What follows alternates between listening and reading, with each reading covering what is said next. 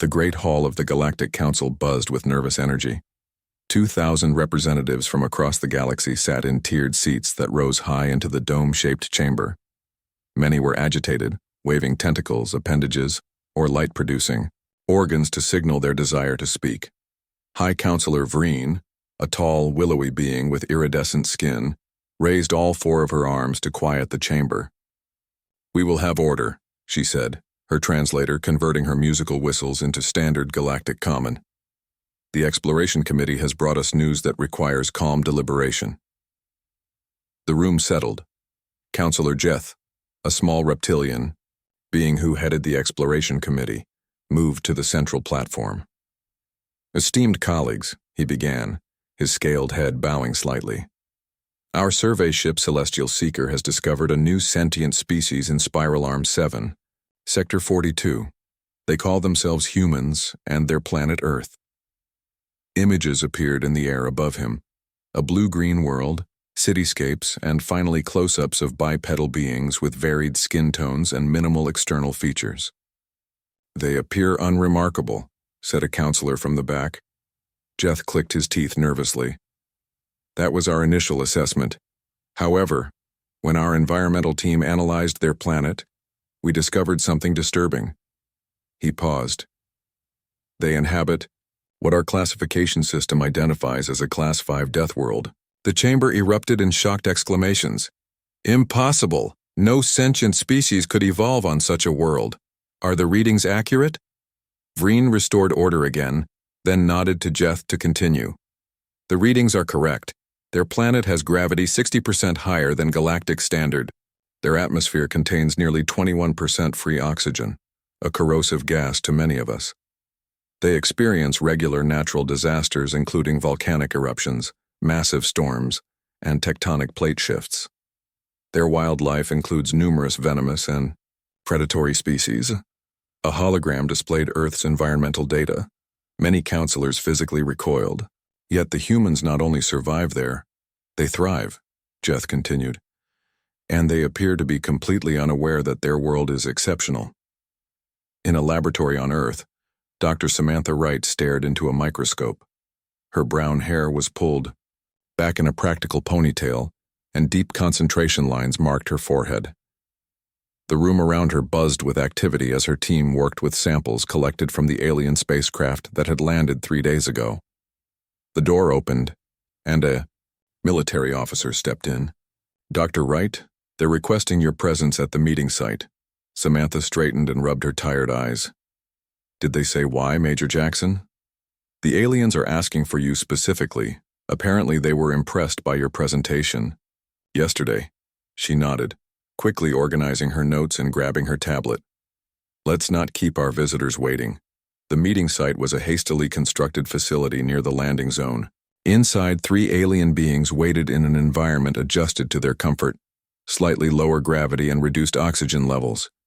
Even so, they appeared somewhat uncomfortable.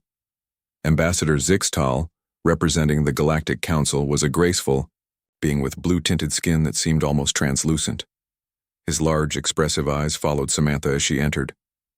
"Dr. Wright," he said through his translation device. "Thank you for joining us. We have reviewed your biological data and have I concerns." Samantha sat down carefully. "What kind of concerns, Ambassador?" "Your species' resilience is unusual." Zixtal's assistant displayed a hologram comparing human biological readings with galactic standards. "You can survive radiation levels that would kill 90% of known sentient species. Your bones are incredibly dense. Your ability to heal from injuries is remarkable." "These are just normal human traits," Samantha replied, confused. The third alien, a scientist named Dr. Thulpaz, who resembled a tall insectoid, made a sound like chattering teeth. "Normal for a death world species, perhaps." "Dr. Wright, your people don't seem to understand. You evolved in conditions most species would find lethal." Samantha laughed, then quickly composed herself when she saw they were serious. "I'm sorry, but Earth seems pretty hospitable to us. You drink water containing minerals that would poison most species," Zixtal said. "You expose yourselves to direct solar radiation for recreation. You can survive temperature variations that would kill Most sentient beings without technological assistance. Major Jackson, who had been standing quietly by the door, stepped forward. Are you saying we're dangerous? The aliens exchanged glances that clearly communicated unease. The Galactic Council must evaluate whether humans can safely integrate with the wider galactic community, Zixtal explained diplomatically. We've never encountered a Deathworld species that achieved spaceflight. Back in the council chamber, debate had turned fierce. They must be contained, insisted General Krazak, a hulking warrior from the Dravax Imperium. His skin was covered in natural armor plates that clicked when he moved. If humans can survive such conditions, imagine their potential as warriors. That's speculation, countered Ambassador Zixtal, who had returned from his Earth mission. They showed no aggression during our contact. They don't need to be aggressive, Krazak growled. Their mere existence is threatening. Did you see what they eat? Their diet includes chemicals that would kill most of us. High Counselor Vreen called for calm. What does the Science Division recommend? Dr. Thulpaz stepped forward, antennae twitching with excitement despite his fear. From a scientific perspective, humans are fascinating. They require sleep for nearly 1/3 of their day, yet accomplish remarkable feats in their waking hours. Their bodies constantly regenerate cells. They can lose significant amounts of blood and survive. Are they aware of how unusual they are? Asked a counselor. No, replied Zixtal. When informed, they seemed confused. Their chief scientist, Dr. Wright, thought we were joking when we classified Earth as a death world. This is precisely what concerns me, said Krazak. They don't even recognize their own deadly capabilities. Vreen considered this information carefully. We need more data before making a decision. I propose we invite a small human delegation to the council station. Gasps and murmurs filled the chamber. Bring Deathworlders here, someone shouted. Under careful supervision, Vreen clarified. We can contain them in a specialized habitat. This way we can assess them properly before deciding their status. After much debate, the council narrowly approved the plan. A formal invitation would be extended to Earth's governments. On Earth, Dr. Samantha Wright sat with government officials as they reviewed the Galactic Council's message. They want to send a human delegation to their space station, said the Secretary of State. But they've classified Earth as something called a death world, and us as potentially dangerous. Samantha shook her head in amazement. It's hard to believe we're considered unusual. Everything about us is just normal from our perspective. Normal or not, said the president. This is humanity's chance to join a galactic community. We need to choose our representatives carefully. As the meeting continued, no one in the room fully understood how their ordinary human traits would soon cause a complete uproar in the Galactic Council, or that their very presence among the stars would forever change what the galaxy considered normal. The human delegation stood in the arrival bay of the massive space station that served as the Galactic Council headquarters. The group consisted of 4 carefully selected individuals: Captain William Foster, a tall man with short brown hair and a military bearing; Dr. Elizabeth Carter, a linguist with bright eyes and a curious smile; Engineer Greg Martinez, a stocky man with skilled hands and a practical mindset; and Diplomat Alan Parker, a composed man with graying hair who represented Earth's unified government. They looked through the viewport at the breathtaking sight of thousands of stars and the swirling colors of a nearby nebula. But their wonder was cut short as a group of alien officials approached, moving with visible caution. Welcome to Council Station, said Ambassador Zixtal, his translator converting his musical language to English. We have prepared special quarters for your stay. Alan Parker stepped forward and bowed slightly. We are honored by your invitation and look forward to establishing friendly relations. The aliens led them through wide corridors, where beings of all shapes and sizes moved about. Many stopped to stare at the humans, some backing away nervously. Others pointed and made sounds that their translators didn't convert. They act like they've never seen aliens before, whispered Elizabeth to Greg. I think we might be the aliens here, Greg replied with a small grin. When they reached their quarters, the humans were surprised by the heavy security presence. The doors were unusually thick, and several warning signs were posted in multiple languages. "These will be your accommodations," explained Zixtal. "We've replicated Earth conditions as closely as possible." William Foster walked in first, immediately noticing the higher gravity and oxygen levels. "You've gone to a lot of trouble for us." Dr. Thulpaz, the insectoid scientist who had joined them, made a clicking sound. "These conditions would be fatal to most council species.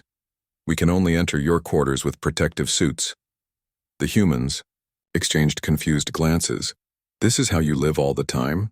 Elizabeth asked, her linguist's mind quickly processing the implications. "Of course," replied Dr. Thulpaz. "How else would we survive?" Later that evening, the human delegation gathered in their common room to discuss the situation. "So basically, we're living in what they consider a death trap," said Greg, taking a bite from an apple they had brought from Earth. William nodded. "The gravity on most of their worlds is about 60% of Earth's. Their atmospheric compositions have minimal oxygen because to them it's corrosive. No wonder they're treating us like we might break something," Alan added. "We're basically bulls in a china shop to them." Elizabeth looked thoughtful. "Their languages reflect it too.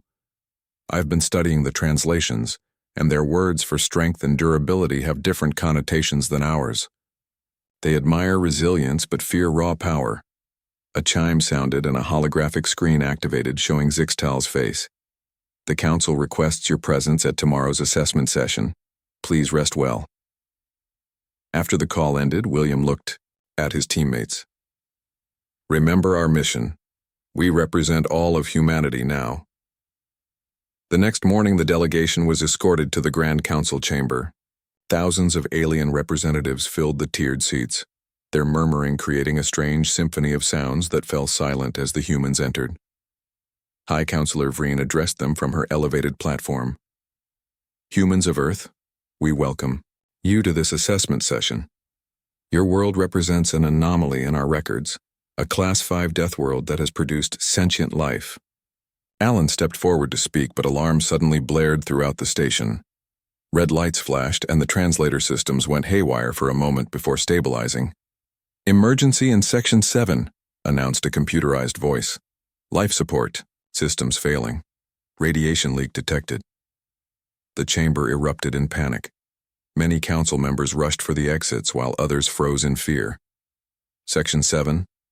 William asked a nearby security officer. "Where is that?" "Lower maintenance level," replied the officer, a reptilian being whose scales had paled with stress.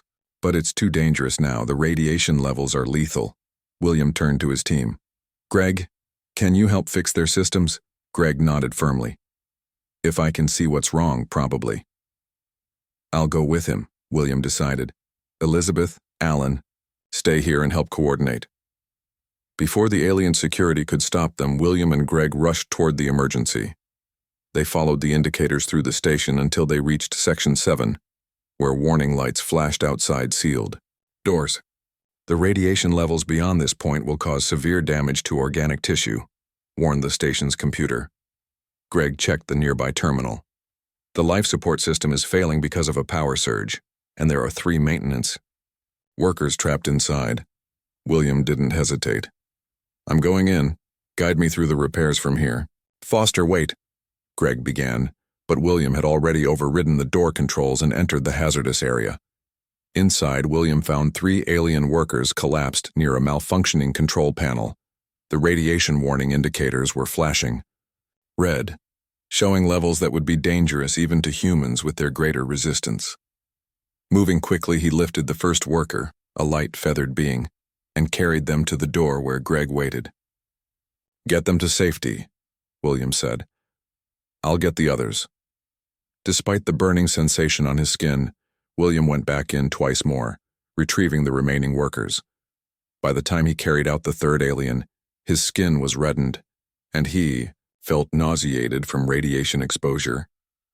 Greg had managed to access the systems from the outer terminal. "I'm rerouting power to stabilize the life support. You need medical attention, Captain." "Fix the system first," William insisted, arranging the unconscious aliens in the hallway. News of the humans' actions spread quickly through the station. By the time William and Greg returned to the council chamber, accompanied by medical staff, The room had a completely different atmosphere. Elizabeth rushed to them. "Are you all right? They told us what happened."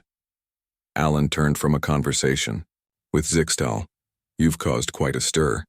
The Council can't believe you entered a radiation zone that would kill most species instantly." High Counselor Vreen approached, her forearms making a formal gesture. "Captain Foster, Engineer Martinez, your actions were remarkable. The workers you saved will recover. Our medical team wishes to examine you, Captain, to treat your radiation exposure." William nodded. "I could use some burn cream, but I'll be fine. The levels weren't lethal for humans." The statement sent a wave of murmurs through the watching council members. "Not lethal?" repeated Vreen, her translator unable to hide her shock. "Our scans indicated radiation sufficient to cause immediate organ failure in most species." Greg shrugged. "Humans are more resistant to radiation than you might expect. Not immune, but we can handle short exposures." As they were led to the medical bay, Elizabeth whispered to Alan, "I think we just failed at keeping a low profile." Alan watched as the council members discussed among themselves with new urgency. "No," he replied quietly. "I think the real test has just begun." The grand reception hall of the Galactic Council station sparkled with lights that reflected off the crystalline decorations hanging from the high ceiling. Beings from 100 different worlds mingled, creating a living rainbow of colors and shapes. The human delegation stood together near a refreshment table, drawing curious stares from the other guests. Elizabeth Carter was deep in conversation with a group of linguists from the Mira system, switching effortlessly between 3 different alien languages. The aliens watched her with a mixture of awe and disbelief as she mastered sounds that should have been impossible for human vocal cords. "How did you learn Khazari click so quickly?" asked a tall, reed-thin alien with large eyes. "Most species take years to master even the basic forms." Elizabeth smiled. "Human languages are quite diverse. Some of our Earth languages have similar clicking patterns." She demonstrated with a series of Xhosa clicks, making the alien linguists buzz with excitement. Across the room, Alan Parker was engaged in diplomatic discussions with several council representatives while Greg Martinez examined the station's architectural features with professional interest. Captain William Foster, still showing some redness on his face from the radiation exposure 3 days earlier, stood alert as always, scanning the room out of habit. High Counselor Vreen approached the humans, her iridescent robes flowing gracefully. "I hope you are finding the reception agreeable. We've tried to provide refreshments compatible with human biology." "Everything is wonderful," Alan assured her. "We appreciate your hospitality." Ambassador Zixtal joined them. "The Council has been most impressed by your adaptation to station life. Dr. Carter's linguistic abilities alone have caused quite a stir among our scholars." Before anyone could respond, a loud bang echoed through the hall. The lights flickered, and then the artificial gravity wavered. Aliens cried out in alarm as they began to float upward. Then, suddenly, the gravity returned, but much stronger than before. Most of the alien guests collapsed to the floor, unable to stand under the crushing force. "What's happening?" William asked, instantly alert but still standing. Zixtal had crumpled to the ground, his delicate frame unable to support itself. "The gravity controls malfunction," he gasped. Another explosion rocked the station. Emergency lights switched on as the main power failed. "This is no accident," William said, helping Zixtal to a nearby seat. "Greg, any ideas?" Greg was already examining a nearby control panel. "The gravity is set to Earth normal now. That's why we're okay, but everyone else is struggling." Over the emergency system, a harsh voice announced, "Attention, Council species. This station is now under the control of Purity Ascendant. The Deathworlders have contaminated our galactic society for too long. Today, we cleanse the corruption." "Terrorists," Zixtal managed to say, his breathing labored under the increased gravity. "Extremist group against interspecies cooperation." William turned to his team. "We need to act. Elizabeth, stay with the counselors and gather information. Greg, see if you can get to the environmental controls and fix the gravity. Alan, Use your diplomatic skills to find out more about these Purity Ascendant people. What about you? Elizabeth asked. I'm going to find their leaders, William replied, his face determined. Throughout the station, chaos reigned. Most alien species were immobilized by the Earth normal gravity. The human delegation, however, moved with purpose through the crisis. Greg Martinez made his way to the Environmental Control Center, encountering 2 armed terrorists, feline-like beings with 6 limbs. They were struggling to stay upright in the heavy gravity but still managed to point weapons at him. Stop right there, human, one snarled. Greg raised his hands slowly. Look, I'm just an engineer. This gravity will kill many of the elders and younglings on this station. Let me adjust it to something in between, still heavy enough to slow everyone down but not lethal. The terrorists looked uncertain.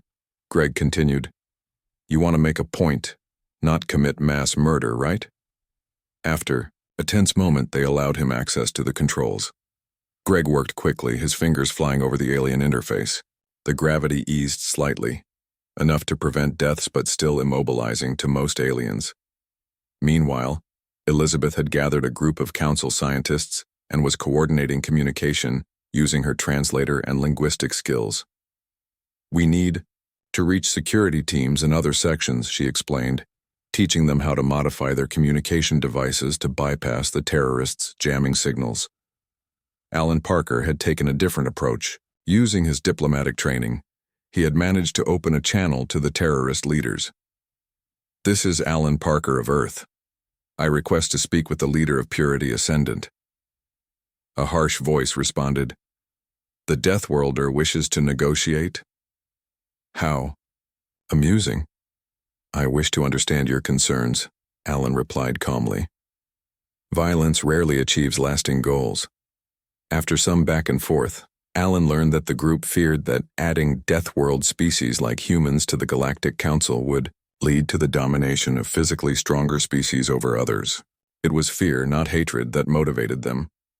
Captain William Foster had made his way to the station's security center, where he found the terrorist leader, a being with metallic scales and 4 arms named Krasnek. The terrorist leader was surprised to see a human moving so easily under the increased gravity. You prove our point, Deathworlder, Krasnek said. Look how you function while others can barely move. William remained calm. That doesn't make us a threat.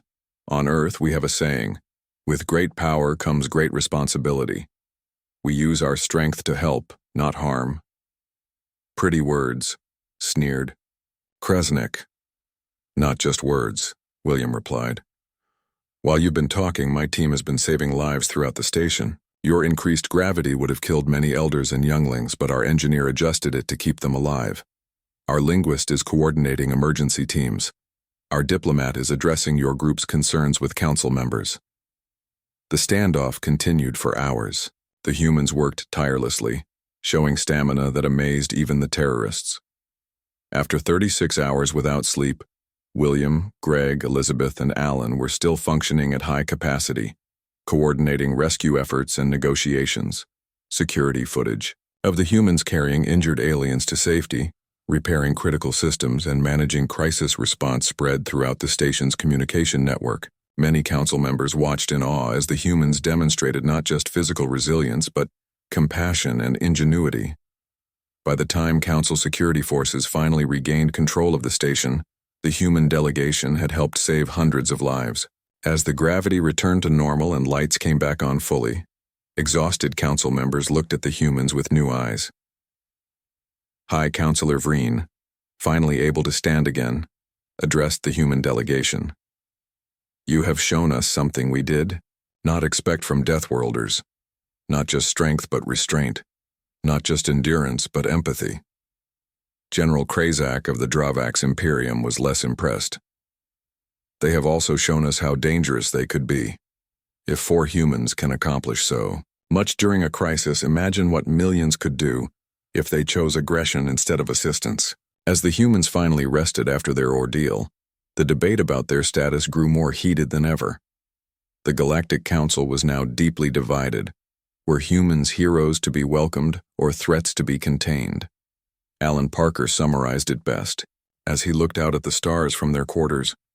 We came here to join a community, but I think we've just started a galactic identity crisis instead.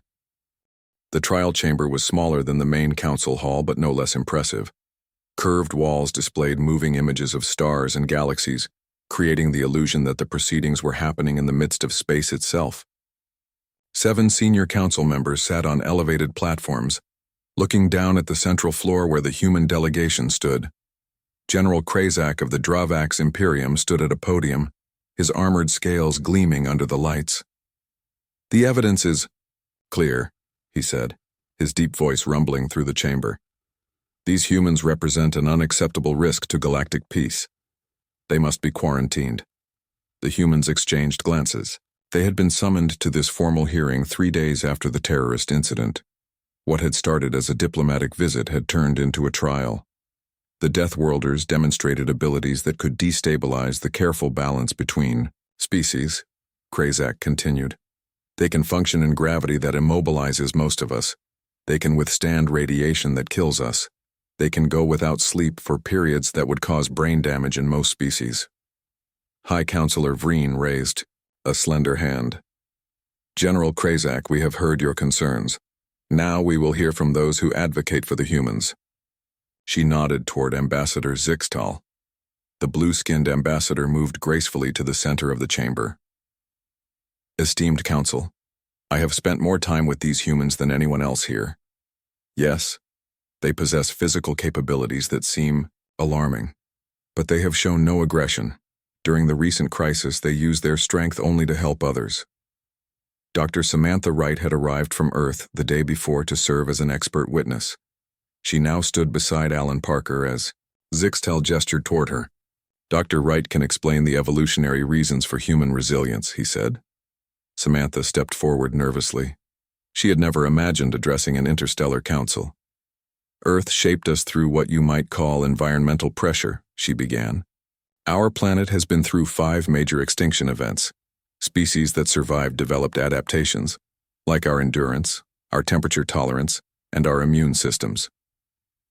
"And your capacity for violence?" asked a council member. "We evolved as social omnivores," Samantha explained. "Yes, we can be aggressive when threatened, but our greatest survival trait is cooperation." The questioning continued for hours. The humans were asked to demonstrate their capabilities in controlled tests. William Foster lifted weights that made the aliens gasp. Elizabeth Carter performed complex mental calculations while deprived of sleep for 48 hours. Greg Martinez showed how humans could tolerate temperature variations that would kill most galactic species. "The most concerning aspect," General Krazak argued, "is that they consider these abilities normal. They don't even recognize how dangerous they are." During a break in the proceedings, the human delegation gathered in a small waiting room. "This is absurd," William said, pacing. "They're treating us like monsters just because we're built differently." "Alan," Parker remained calm. "We need to change their perspective. They see our physical resilience as threatening because they're viewing it through the lens of their own evolutionary history." "So what do?" Elizabeth asked. "We show them humanity's other traits," Alan replied. "Our art, our compassion, our diversity of thought." When the hearing resumed, Alan requested permission to present a different kind of evidence. "You've seen our physical capabilities," he told the council. "Now let us show you what makes humans truly unique." With permission granted, Elizabeth displayed holographic images of Earth's greatest architectural achievements, from ancient temples to modern cities. Greg explained how humans had developed technology not to conquer, but to connect with each other. William shared stories of human sacrifice, not in the violent sense, but of people risking their lives to save others, even strangers. "Any species can evolve strength," Alan concluded.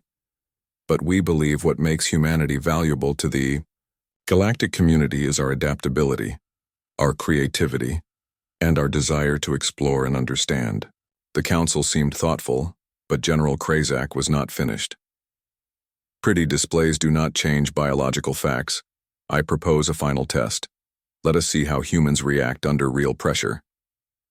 Without warning, the environmental controls in the chamber changed. The temperature dropped rapidly, and a fine mist filled the air.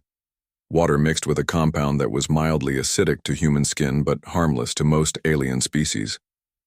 The humans felt the burning sensation but remained standing. William moved protectively in front of Samantha, while Greg and Elizabeth stood their ground. "What is the purpose of this?" Alan asked calmly, despite the discomfort. "To demonstrate how you respond to threat," Krazak replied. "Most species would panic or flee. Your restraint is unexpected." Ambassador Zixtal was outraged. "This violation of diplomatic protocol is shameful."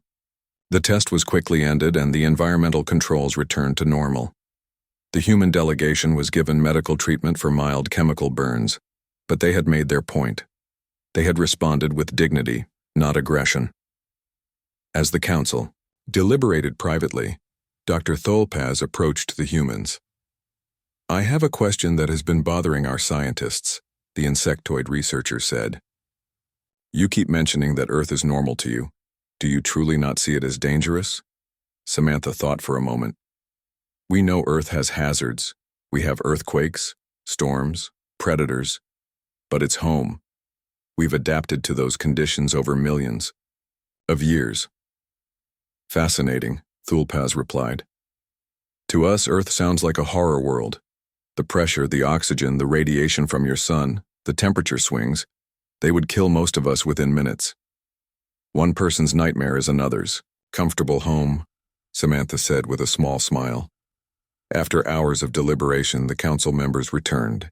High Counselor Vreen addressed the chamber. "This case has no precedent in our records," she began. "We have never encountered sentient beings from a Class 5 death world before. The humans possess physical capabilities that could be viewed as threatening." The humans tensed, waiting for the verdict. "However," Vreen continued, "they have demonstrated restraint, intelligence, and compassion. During the recent crisis, they used their abilities to save lives, not take them. Our scientists believe we have much to learn from each other." General Krazak interrupted. "You cannot be suggesting we allow them free access to the galaxy? The risk is too great." "Not unlimited access," Vreen clarified, "but a conditional acceptance with appropriate safeguards." The chamber erupted in debate. Some council members supported the humans, while others backed Krazak's position. The division was clear: fear versus curiosity, tradition versus new possibilities. As the arguments grew heated, Alan Parker watched with a mixture of hope and concern. "Whatever they decide," he told his team quietly, "we've shown them who we really are. That's all we can do." The final vote was scheduled for the following day. The fate of human-alien relations hung in the balance, with the council torn between fear of the unknown and the potential benefits of embracing diversity in its truest form, life that evolved under conditions vastly different from their own. The final day of deliberations arrived. The human delegation stood in the center of the council chamber, surrounded by thousands of alien representatives. The room hummed with tense energy as High Counselor Vreen took her place at the elevated platform. "After much consideration," Vreen announced, her melodic voice carrying throughout the chamber, "the council has reached a decision regarding humanity's status." Captain William Foster stood tall, his shoulders squared. Dr. Elizabeth Carter and Engineer Greg Martinez flanked him, while diplomat Alan Parker stood slightly ahead, his expression calm but alert. Dr. Samantha Wright stood behind them, representing Earth's scientific community. "By a margin of 8%, Vreen continued, "the Council has voted to accept humans into the galactic community with conditional status." A mix of reactions rippled through the chamber.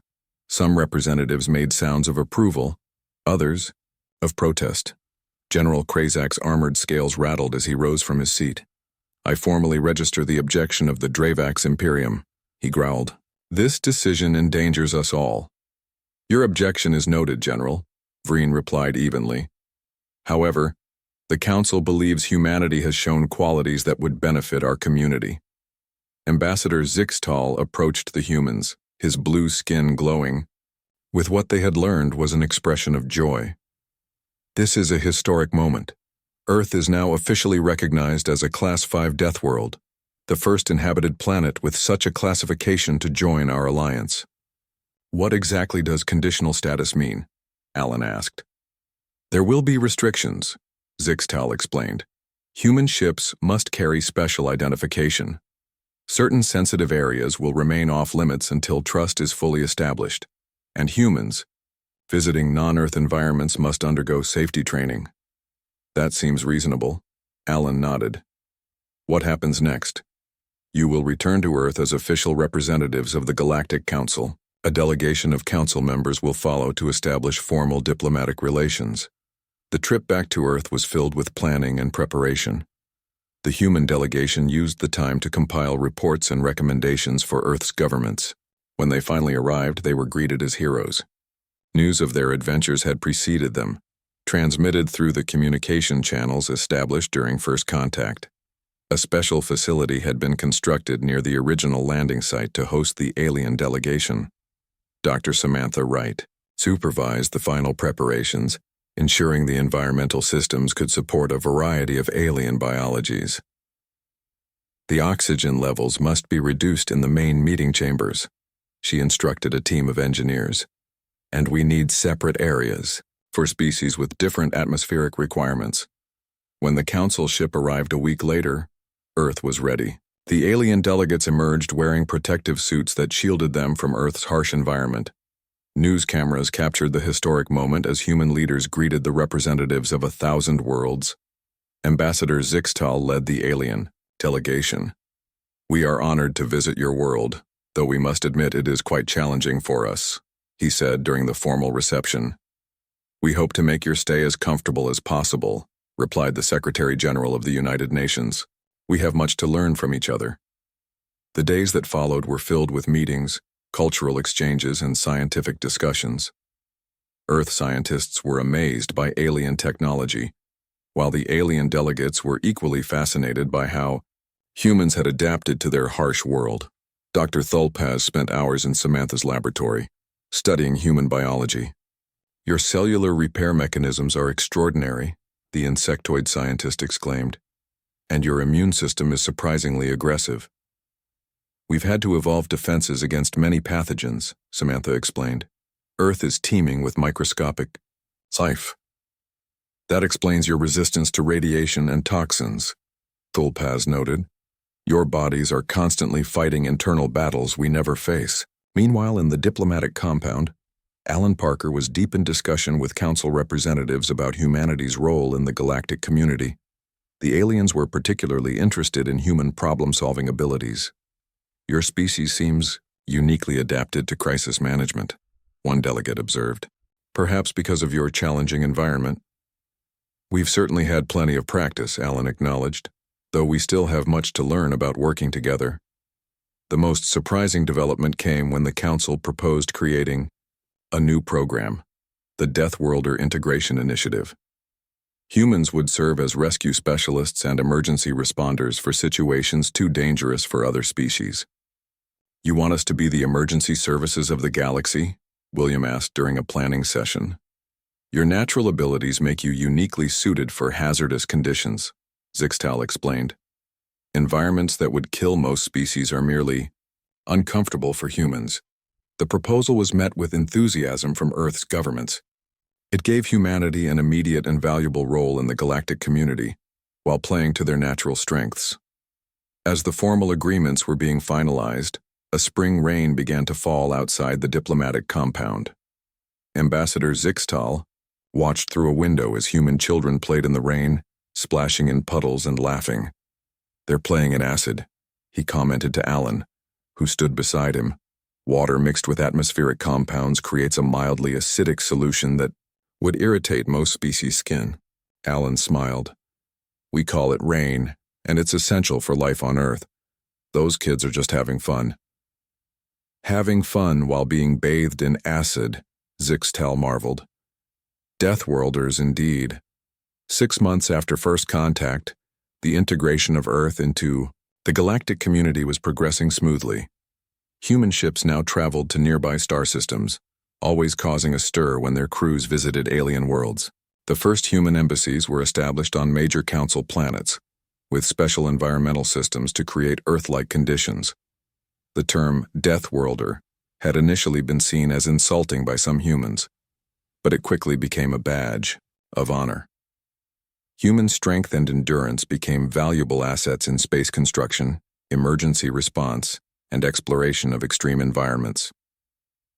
In the council chambers, debates still occurred about the wisdom of including such a physically powerful species. But as humans consistently demonstrated their commitment to cooperation and peaceful exchange, more species moved from fear to acceptance. On a quiet evening at the Earth Embassy on the Council homeworld, Greg Martinez put the finishing touches on a new environmental system, one that would allow human diplomats to work comfortably while their alien counterparts visited without protective suits. "It's all about finding the middle ground," he explained to a group of alien engineers who watched in fascination. "We can tolerate lower oxygen levels than we prefer, and you can handle slightly higher levels than you're used to. We meet in the middle." An alien engineer nodded thoughtfully. "Perhaps that is the lesson of our species meeting. Finding the balance between different evolutionary paths." As stars appeared in the alien sky, humans and their new galactic neighbors continued working side by side, each learning from the other's strengths and differences. The great experiment of including Deathworlders in the galactic community had only just begun, but already it was clear that the universe would never be the same again.